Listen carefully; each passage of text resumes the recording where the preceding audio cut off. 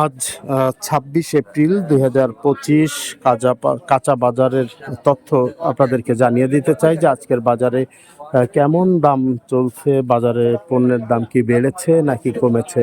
তো আমরা এই মুহূর্তে রয়েছি ফরিদপুরের সালথা উপজেলার বালিয়া বাজারে। এই বাজারটিতে বিভিন্ন পণ্যের দাম তারা যেটি বলছেন যে খুব একটা বাড়েনি, বরং কিছু কিছু পণ্যের দাম কমেছে সেটি তারা বলছে। যেমন করলা বিক্রি হচ্ছে আজকের বাজারে ৬০ টাকায় এবং ভালো ঢেঁড়স সেটি বিক্রি হচ্ছে ৬০ টাকায়।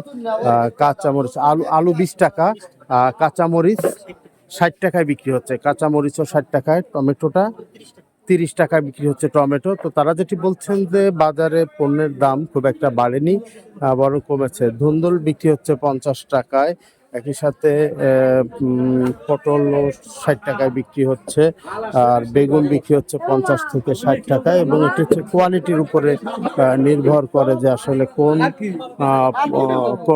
একই পণ্যের দাম হয়তো ৫ থেকে ১০ টাকা কম বেশি হচ্ছে সেটি তারা বলছেন। যে একই সাথে তারা যেটি বলছেন যে সবজি জাতীয় পণ্যের বা সবজি কোনো ধরনের ঘাটতি এই বাজারটিতে নেই, সব ধরনের সবজি পর্যাপ্ত এই বাজারে রয়েছে সেটি তারা বলছেন।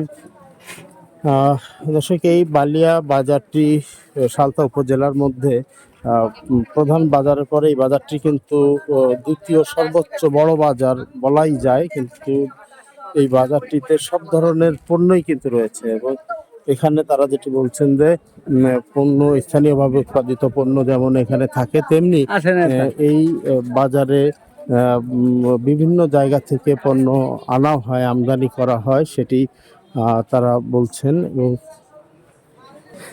তবে এই এলাকাতে কিন্তু প্রচুর সবজি উৎপাদন হয়, দেখছি যে একদম তরতাজা সব সবজি কিন্তু এই বাজারে বিক্রি হয়। বিভিন্ন ধরনের সবজি আপনারা দেখতে পাচ্ছেন, এগুলো কিন্তু স্থানীয়ভাবে উৎপাদিত করা শাক সবজি, ঢেঁড়স যেগুলো টাটকা দেখতে পাচ্ছেন, যেমন শ্রীচন্দন, এগুলো স্থানীয়ভাবে বেশি উৎপাদন হওয়া সবজি। তো বলবো যে যদি কেউ মনে করেন যে একদম তাজা সবজি খেতে চান, তাহলে আশেপাশে হলে অল্প দূরত্ব হলে তারা এই বাজারটিতে চলে আসতে পারেন। দর্শক, আমরা আপনাদেরকে প্রতিনিয়ত বিভিন্ন ধরনের পণ্যের মূল্য নিয়ে জানিয়ে দেই বা বিভিন্ন ধরনের পণ্য কোথায় পাবেন, কীভাবে পাবেন, সেই বিষয়গুলো আপনাদের সামনে তুলে ধরার চেষ্টা করি।